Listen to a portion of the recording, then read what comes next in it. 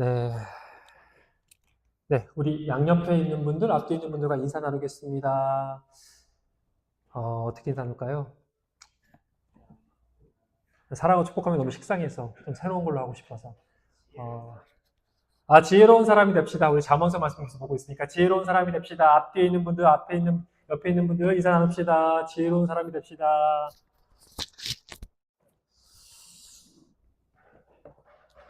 네, 반가운 얼굴이 있어가지고 순간에 기뻤네요. 네, 오늘 우리가 읽은 말씀은 좀 길죠. 긴 말씀 우리 계속 읽고 있는데, 굉장히 여러 가지 이야기들을 계속 서로 연결점 없이 쭉 하고 있는 것 같습니다. 그러니까 그래서 읽다 보면 좀 정리가 안 되는 것 같아요. 그러나 사실 이 말씀을 좀 자세히 들여다보면요. 이 말씀들을 쭉 그냥 자세히 들여다보면 핵심은 사실 하나입니다. 핵심은 하나예요. 바로 우리의 거룩한 삶에 대해서 얘기하고 있습니다. 거룩한 삶에 대한 이야기를 지금 1절부터 14절까지 쭉 이야기를 하고 있는 겁니다. 여러분, 거룩한 삶, 그것이 지혜로운 사람의 마땅한 삶이다라고 우리에게 말하고 있는 것이죠.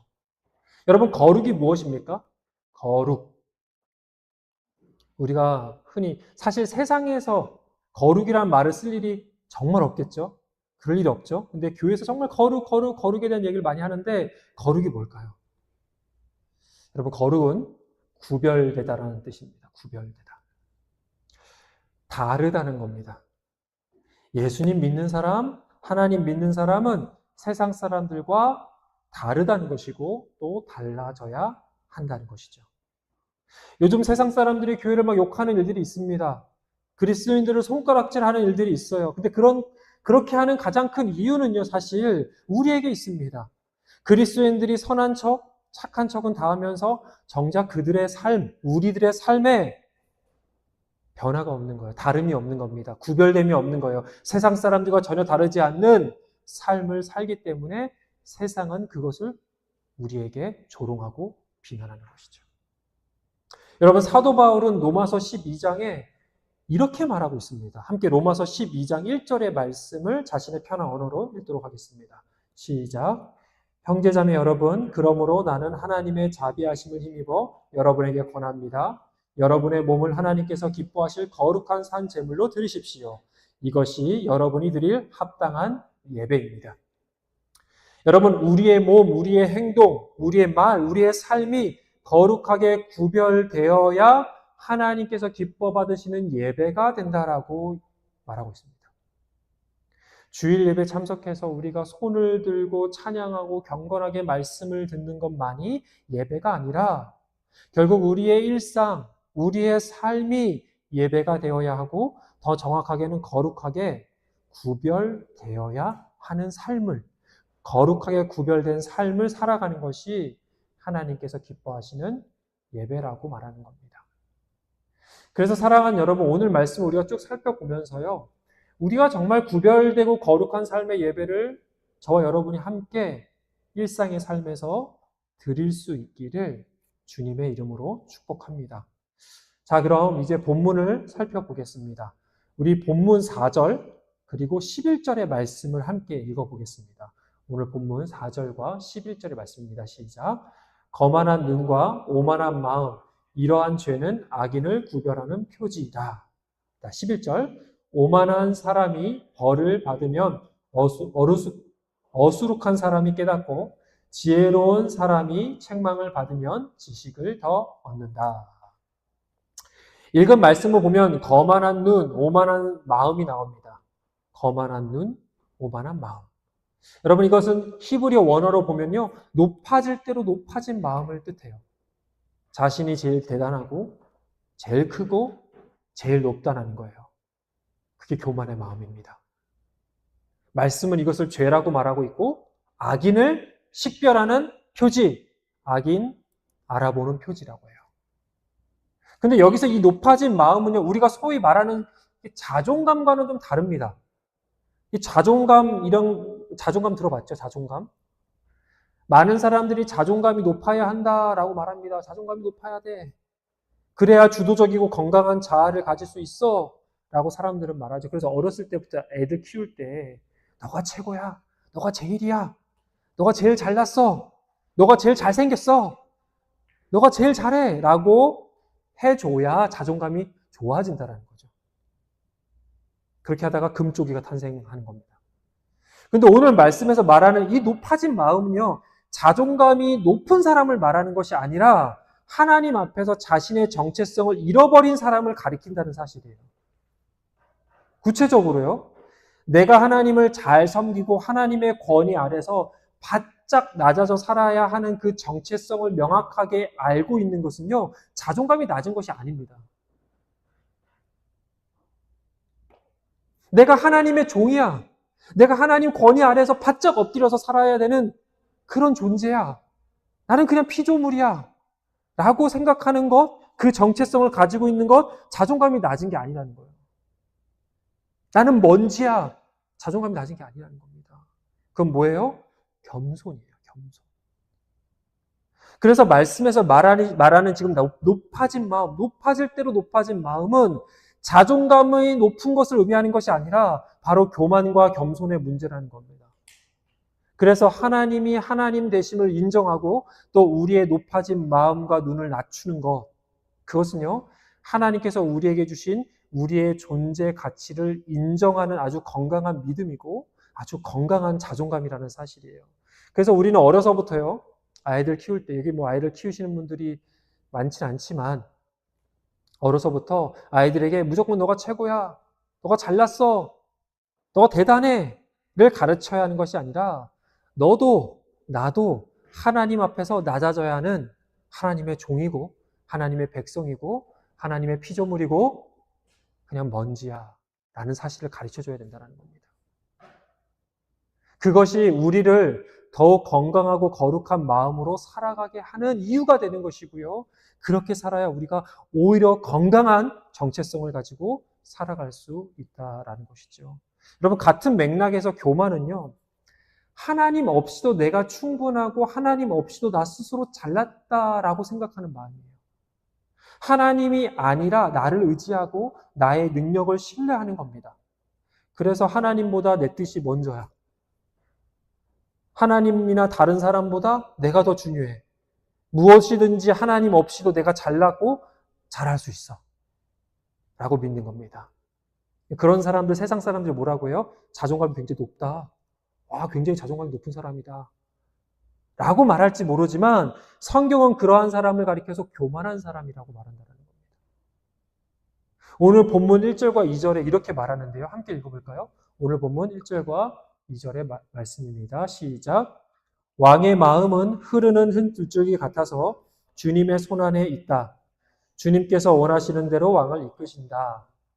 사람의 행위는 자기의 눈에는 모두 옳게 보이나 주님께서는 그 마음을 꿰뚫어 보신다. 여러분, 하나님의 말씀은요, 세상에 어떤 높은 왕이라도 모두 하나님 손안에 있다라고 선포합니다. 하나님께서 원하시면 누구든지 아무리 높고 아무리 센 사람이라 할지라도 아무리 대단하다고 말하는 사람이라 할지라도 그 자리에서 내려오게 하실 수도 있고 또 아무리 약하고 아무리 낮은 자라도 하나님께서 들어 그 자리에 세우실 수 있는 분이다라고 강조하고 있는 거예요. 하나님은 인간과 다르게 모든 사람의 마음을 꿰뚫고 있기에 여러분, 사람은 속일 수 있지만 하나님은 속일 수 없다라고 말하고 있는 겁니다. 여러분, 그런 인간이 하나님보다 높은 마음을 가지고 살아간다는 것 자체가 잘못된 거죠. 그래서 우리의 구별된 삶, 거룩한 삶은요, 결국 하나님의 높고 위대하심을 인정하고 그분 아래서, 그 말 아래서 엎드려 겸손하게 살아가는 겁니다. 그것이 우리의 구별됨입니다. 그것이 우리의 거룩함입니다. 그러한 겸손이 우리에게 거룩이고 우리에게 지혜인 것입니다. 그런데 그런 겸손이 우리 안에 있으려면 우리는 어떻게 해야 될까요? 그냥 고개 푹 숙이고 자신감 없어 보이고 나서지 말고 조용히 있고 항상 저는 못합니다. 저는 능력이 안 됩니다. 뭐 그런 말과 행동하는 것이 우리를 겸손하게 만드는 것일까요? 아니죠. 아닙니다. 그럼 우리를 겸손하게 만드는 것은 무엇입니까? 여러분, 구약성경 출애굽기 말씀을 보면요, 하나님께서 모세를 이집트의 왕 바로에게 보냅니다. 그리고 이스라엘 백성들을 이집트에서 데리고 나가게 해달라고 모세는 바로왕에게 말합니다. 그리고 그것이 하나님의 뜻이라고 분명하게 말하죠. 그런데 바로왕이 순순히 이스라엘 백성들을 모세에게 내어주었을까요? 이 스토리 아시죠? 출애굽기에 나오는 이 스토리 아시죠? 이집트 왕 바로는 어떻게 해요? 안 내보냅니다. 안 내보냅니다. 결국 하나님께서 어떻게 하세요? 이집트에 10가지 재앙을 내리십니다. 여러분 사실 한두 번째 재앙만으로도 이건 안 되겠다. 야 이건 진짜 아니다. 이거 내가 상대할 신이 아니다. 내가 함부로 생각하고 얕볼 수 있는 신이 아니다. 저항하고 대항할 대상이 아니구나. 이러다 큰일 나겠구나라고 진작 깨달아야 하는데 어떻게 해요? 그렇지 않았죠. 결국 고집을 피우다 온 이집트의 모든 가축과 사람의 첫째 되는 생명이 다 죽는 재앙까지 경험하게 됩니다. 결국 그렇게 파라오 자신의 첫째 아들도 죽어요. 여러분 이 모든 것은요 바로왕의 완강하고 완악한 고집 때문이었습니다. 즉 높은 마음, 거만한 눈과 오만한 마음, 즉 그의 교만 때문이었어요. 그 교만이 자신의 가족뿐만 아니라 수많은 백성들까지 큰 고통으로 몰고 갔었던 것입니다. 근데 여러분 우리가 이런 바로왕의 모습을 보면서 야 참 어리석다. 어떻게 이렇게 할 수 있어? 어떻게 하나님한테 이렇게 대항할 수가 있어? 참 교만하다. 고집세다. 라고 그렇게 생각만 하고 넘어갈지 모르지만 여러분 성경이 이러한 바로왕의 모습을 보여주면서 우리에게 전하고 있는 메시지는 뭐냐면요. 바로 그의 모습이 바로왕의 모습이 바로 너야. 이렇게 얘기하고 있는 거예요. 바로 우리의 본성이야 라고 말하고 있는 겁니다. 바로가 참으로 교만해서 그런 것이 아니라 여러분 우리 모두가 그런 거만한 눈과 오만한 마음을 가지고 있는 죄인임을 깨달으라는 겁니다. 그렇게 그것을 알 수 있는 게 뭘까요? 하나님의 은혜로 출애굽한 이스라엘 백성들, 그렇게 출애굽한 이스라엘 백성들이 어떻게 해요? 바로 하나님을 욕하죠. 광야에 나오자마자 하나님은 원망합니다. 약속의 땅 가나안에 들어가서도 또 똑같았어요. 이스라엘 백성들은 하나님의 백성이라는 하나님께서 택하신 거룩한 백성이라는 그 이스라엘 백성들이 하나님만을 겸손하게 섬기는 거룩한 삶이 아니라 자신의 소견에 옳은 대로 행하는 교만의 삶으로 타락의 역사를 써내려갔습니다. 바로 왕만이 그렇게 고집센 게 아니라 바로 왕이 이집트의 신을 섬겨서 그런 것이 아니라 바로 왕이 이방인이어서 그런 것이 아니라 하나님께서 택한 이스라엘 백성들도 똑같았다는 겁니다. 더 심했죠. 계속 주변국들을 통해서 선지자들도 보내고 사사들도 보내는데 이스라엘은 언제 그랬냐 하면서 자신의 생각에 옳은 대로 살아갑니다. 그렇게 고집 부리며 살아갑니다. 여러분 이것이 우리들의 모습입니다.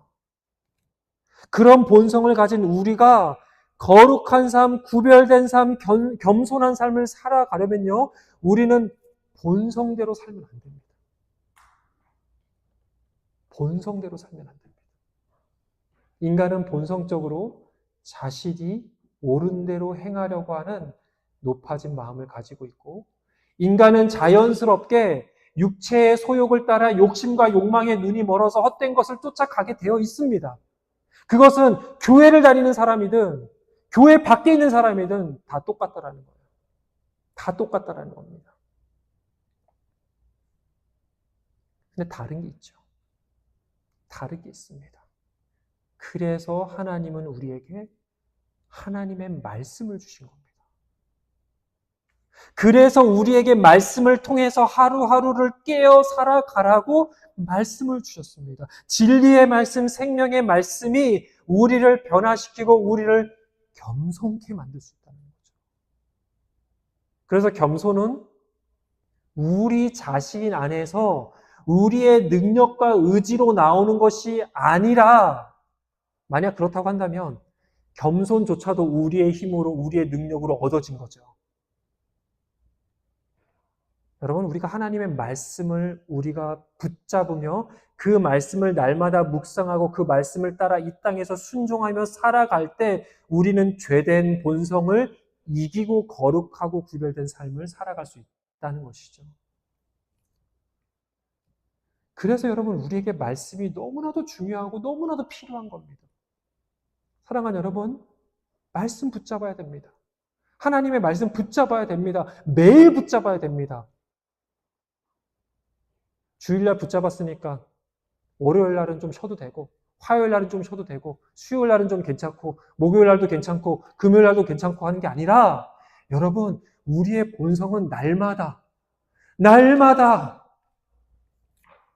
죄인으로 살아가고 싶은 마음이 있는 거예요.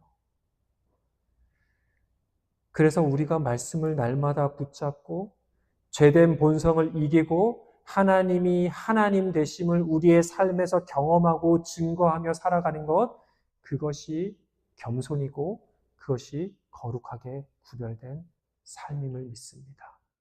그렇게 거룩한 삶의 예배를 드리는 저와 여러분 되기를 주님의 이름으로 축복합니다. 이어서 본문 3절의 말씀을 다시 읽겠습니다. 본문 3절의 말씀입니다. 시작. 주님께서는 정의와 공평을 지키며 사는 것을 제사를 드리는 일보다 더 반기신다. 여러분, 이어서 동일하게 우리가 구별된 삶, 거룩한 삶을 살아간다는 것은요, 의와 공의를 행하는 삶이라고 말하고 있습니다. 희생 제사를 드리는 것보다 의와 공의를 행하는 것이 더 하나님께서 기뻐하신다고 합니다. 여러분, 이것을 지금 우리의 시대사항에 반영을 하면요, 교회 와서 예배를 드리는 것보다 내가 살아가는 삶의 현장에서 하나님의 말씀을 온전히 행하고 정직하고 공정하고 또 의롭게 살아가는 것, 그것이 하나님 눈에 더 중요하다라고 말하는 겁니다. 오늘 말씀이 기록하고 있듯이 교회 가서 예배는 드리는데 삶에서는 막 거짓말하고 다니고 가난하고 약한 자들 함부로 대하고 무시하고 억압하고 잘못된 관행을 그냥 눈 감아주고 은밀한 뇌물을 주면서 내가 원하는 것들을 얻어내려고 하는 그런 불의한 삶을 사는 사람은 결코 하나님께서 그 사람의 예배를 기뻐하시지 않는다는 겁니다. 순종이 제사보다 낫고 하나님의 말씀을 듣는 것이 순양의 기름보다 낫다고 사무엘 선지자가 말하지 않았습니까?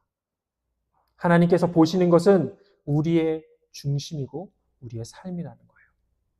여러분, 성경을 보면요, 아주 재밌는 신기한 제도가 나옵니다. 무슨 제도냐면요, 안식일, 안식년, 신년 제도입니다. 여러분, 구약 성경을 보시면 이 세 가지 제도는 제도가 아니고 율법입니다. 반드시 지켜야 되는 율법. 안식일이 뭐죠, 여러분? 안식일. 네? 쉬는 날. 네, 맞습니다. 여러분 잘 아시다시피 매주 7일째 되는 날은 모든 사람들이 쉬는 겁니다. 일을 하지 않는 거예요. 그 안식일의 대상은요, 누구일까요? 이스라엘 백성만? 이스라엘 백성만? 아니에요. 모든 종, 모든 노예까지 포함됩니다. 심지어 가축까지도 포함됩니다. 소, 양, 다 포함되는 거예요. 모든 일을 멈추고 쉬는 날인 겁니다. 근데 여러분, 고대 세계에서 노예와 종에게 쉬는 날이 존재할까요? 고대 세계에서 노예에게 쉬는 날은 없어요. 존재하지 않습니다. 아파도 일하고 배고파도 일하고 죽을 때까지 일하는 게 노예의 운명이고 가축의 운명입니다. 정말 죽을 때까지 일하다가 죽으면 그때 쉬는 거예요. 근데 하나님 그거 원하지 않는다라는 거예요. 당시 하나님은 고대 세계에서 유례가 없는 파격적인 안식일법을 만들어서 노예들과 종들, 비천한 자들까지 가축까지 쉼을 허락하십니다. 그리고 이것을 행하는 것이 바로 하나님의 의를 행하는 것이다라고 말씀하셨어요. 안식년 제도는 뭐예요? 안식년. 매 7년마다 7년째 되는 해에 모든 빚을 탕감해 주는 겁니다. 모든 빚을 탕감해 줘요. 빚진 것이 있으면 없애주는 겁니다. 우리 전도사님이 저한테 1불을, 너무 작나? 10불을 빚졌어요. 7년째 되는 날 어떻게 되는 겁니까? 없어지는 거예요. 빚진 게 없어지는 겁니다. 다 탕감해 주는 거예요. 심지어는요, 땅도 쉼을 주기 위해서 안식년 때는 농사도 짓지 않습니다. 자연적으로 난 작물만 거두게 했어요. 즉 하나님의 공평과 정의를 이루기 위해서는 안식년을 행해야 되는 거예요. 그리고 안식년이 7번 지나서 50번째 되는 해를 바로 희년이라고 불렀습니다. 희년. 희가 뭔지 아세요? 기쁠 희입니다. 기쁠 희. 기쁜 해인 거예요. 왜 기쁠까요? 그때는 모든 노예에게 자유를 주고 해방시켰습니다. 자, 우리 집에 노예가 있어요. 희년이 됐어요. 어떻게 돼야 돼요? 자유인이 되는 겁니다. 나가세요. 자유롭게 사세요. 팔렸던 땅도 원래 주인에게 돌려줍니다. 우리 전도사님이 저에게 땅을 사셨습니다. 희년이 되면 다시 돌려주셔야 됩니다. 여러분, 놀랍지 않습니까? 모든 경제적, 사회적 관계를 새롭게 회복시키면서 하나님의 공평을 행했어요. 안식일, 안식년, 희년제도는 사실 당시에 상상할 수 없는, 있을 수도 없는 너무나도 파격적인 제도였습니다. 그렇게 이스라엘 백성들에게 탐욕과 이기심에 빠진 세상과 구별되라고 말씀하셨어요.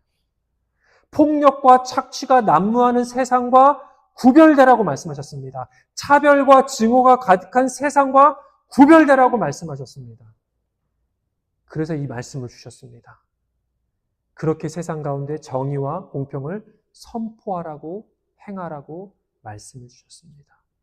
그런데 여러분, 이 안식일, 안식년, 희년 제도는요, 어마어마한 권리 포기, 이익 포기, 소유의 포기가 일어나야지만 가능한 제도입니다. 왜 이런 제도가 불가능할까요? 왜 이런 제도가 파격적일까요? 가진 자가 내놓아야 되거든요. 어떤 주인이 7일의 하루를 노예와 종을 놀게 할 수 있어요? 어떤 부자가 7년마다 빚을 탕감해주고 가난한 자들의 권익을 보호해줄 수 있어요? 어떤 땅의 주인이 7년마다 1년 동안 땅을 쉬게 합니까? 심지어 50년째 노예들에게 자유를 준다는데 어떤 주인이 좋아해요? 여러분, 이게 희년일까요? 가진 자에게 희년입니까? 아니죠. 그런데 희년이라고 하나님이 선포하셨어요.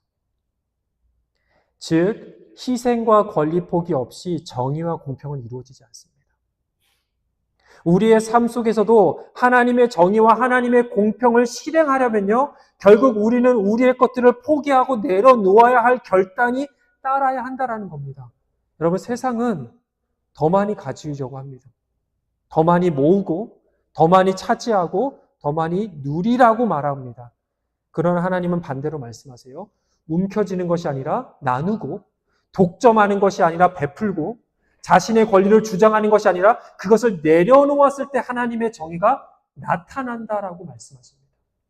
여러분, 결국 거룩한 삶이란 내 것을, 내가 가진 것을 주님 말씀대로 내려놓을 때 가능해요. 희생과 대가 지불 없이 얻어지는 거룩한 삶, 구별된 삶 없습니다. 예수님의 십자가가 보여준 겁니다. 사랑하는 여러분, 희생과 포기, 불이익과 내려놓음을 두려워하지 않고 주저하지 않고 하나님의 정의와 선을 먼저 행하는 거룩한 주님의 자녀들 되시기를 주님의 이름으로 축복합니다. 우리 양옆에 있는 분들, 앞에 있는 분들에게 이렇게 축복하겠습니다. 당신은 거룩한 하나님의 자녀입니다. 당신은 거룩한 하나님의 자녀입니다. 선포해 주세요. 당신은 거룩한 하나님의 자녀입니다. 거룩한 하나님의 자녀입니다. 부담되죠? 그런데요, 그 거룩한 삶, 구별된 삶은요, 당연히 우리의 가정생활도 함께 포함하고 있습니다. 물론 여기 결혼하신 분들도 있고, 결혼 안 하신 분들은 우리 엄마, 아빠, 형, 누나, 동생, 이 가정생활 다 포함하는 거예요. 함께 오늘 본문 9절의 말씀을 읽어보겠습니다. 본문 9절의 말씀입니다. 시작. 다투기를 좋아하는 여자와 넓은 집에서 함께 사는 것보다 차라리 다락 합궁석에서 혼자 사는 것이 더 낫다. 네, 말씀이 굉장히 오해를 일으킬 만한 말씀입니다. 약간 잠언 기자의 솔직한 감정과 고백이 들어간 것처럼 보이긴 하지만 여러분 그런 식으로 해석하시면 안 됩니다. 사실 이 말씀을 잘못 해석하면 결혼하면 안 돼. 혼자 살아. 독신으로 살아야 돼. 독신이 최고야. 그렇게 오해할 수도 있습니다. 여러분 성경이 진짜 다투기를 좋아하는 여자와 사는 것이 힘드니까 그냥 혼자 살아라 라고 말하는 걸까요? 아닙니다. 아닙니다. 이것은 잠언 말씀의 특성상 문장을 간결하고 압축해서 기록하다 보니까 부연 설명이 없어요. 쭉쭉쭉쭉쭉 얘기하는 거예요. 그럼 어떻게 알아요? 어떻게 해석합니까? 문장 하나만 따로 떼어서 보면 안 되고 이 말씀이 말하는 의도와 맥락을 봐야 되는 거예요. 맥락. 제가 앞에서 말씀드렸죠? 이 말씀의 맥락은 한 가지로 뭐라고요? 뭐였습니까? 처음부터 다시 할까요? 앞으로 돌아가서 우리 앞에서 한마디로 뭐 했어요? 이 말씀은 여러 가지 막 말하고 있는 것 같지만 한 가지를 말하고 있다. 뭐? 거룩한 삶, 거룩한 삶. 구별된 삶, 구별된 삶, 거룩한 삶의 맥락으로 보는 거예요. 그러니까 너의 삶이 거룩한 예배가 되지 못하면, 구별된 삶이 되지 못하면 어떻게 돼요? 너의 가정 또한 평안할 수 없다는 거예요. 다툼과 갈등이 끊이지 않는다는 겁니다. 아무리 넓은 집에서 살고 아무리 돈을 많이 벌어도 다락 한 구석에서 사는 것보다 못하지 않냐. 그러니까 거룩한 구별된 가정생활을 세워라라고 지금 얘기하고 있는 겁니다. 그러면 그런 구별된 거룩한 가정생활은 무엇일까요? 이어진 10절의 말씀을 같이 읽어보겠습니다. 10절의 말씀입니다. 시작. 악인은 마음에 악한 것만을 바라니 가까운 이웃에게도 은혜를 베푸지 못한다. 여러분 세상 어디에도 다투기를 좋아해서 결혼하는 사람 없습니다. 내가 너무나 다투는 걸 좋아해. 무슨 파이터야? 다투는 걸 좋아해. 그래서 맨날 다투고 싶은 사람을 찾아서 결혼한 거예요. 있을 수 있겠습니까? 없지요. 세상 어디에도 그런 사람 없습니다. 어떤 사람도 다투는 것이 나의 취미고 내가 가장 즐겨하는 사람이야, 즐겨하는 거야 라고 하는 사람 없습니다. 누구나 다 사랑해서 결혼하고 누구나 다 함께 있고 싶어서 결혼하는 거예요. 여러분 거룩한 구별된 가정은요. 서로에게 자비와 은혜를 아끼지 않는 겁니다. 자비와 은혜를 아끼지 않는 거예요.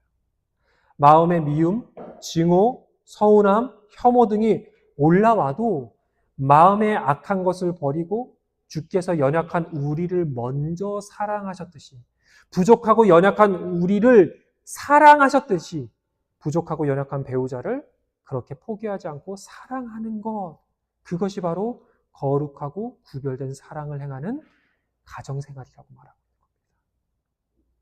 그래서 말씀에 다투기를 좋아하는 여자를 지적하고 이 여자가 문제야라고 말하고 있는 것이 아니라 그렇게 다투기를 좋아하게 만든 남자도 문제야라고 말하는 거예요. 지금. 결국 이 말씀은요.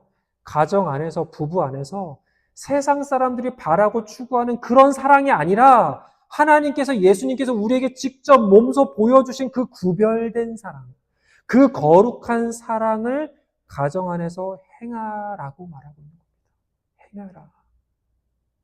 여러분, 고린도전서 13장을 뭐라고 부르죠? 사랑장이라고 부릅니다. 사랑장. 고린도전서 13장을 여러분 즐겨서 읽어보세요. 사랑이 뭔지를 말하고 있어요. 아주 구체적으로. 뭐라고 말해요? 사랑은 오래 참고. 그런데 여러분, 요즘 누가 참고 삽니까? 누가 참고 살아요? 세상은요, 참는 사람이 바보라고 말합니다. 그런데 성경은 사랑은 오래 참는 거라고 말합니다. 또 뭐라고 말해요? 고린도전서 13장에 사랑은 친절하며. 여러분, 기싸움에서 이겨야죠.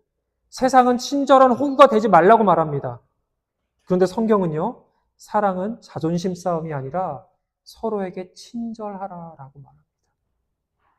또 뭐라고 말합니까? 고린도전서 13장에 사랑은 뽐내지 않으며 내가 너보다 잘났는데 내가 왜 희생하고 내가 왜 양보해야 돼? 여러분 세상 사람들 그렇게 말하죠. 하지만 성경은 사랑은 나를 드러내는 것이 아니라 나를 낮추는 것이라고 말합니다. 사랑은 자기의 이익을 구하지 않으며 라고 성경은 말해요. 여러분, 세상은 뭐라고 말합니까? 사랑은 기브 앤 테이크지. 네가 준 게 있어야 내가 너한테 주지. 내가 받은 게 없는데 내가 너한테 왜 주냐. 여러분, 그렇게 사랑하는 것 예수님께서 우리에게 가르쳐 주신 사랑이 아니라고 말합니다. 또 뭐라고 말해요? 고린도서 13장에 사랑은 모든 것을 덮어주며 모든 것을 믿으며 모든 것을 바라며 모든 것을 견딥니다. 사랑은 서로의 연약함과 부족함을 덮어주는 것, 지붕이 되어주는 것, 감싸주고 안아주는 것, 그리고 그것을 견디는 것, 그것이 사랑이라고 말합니다.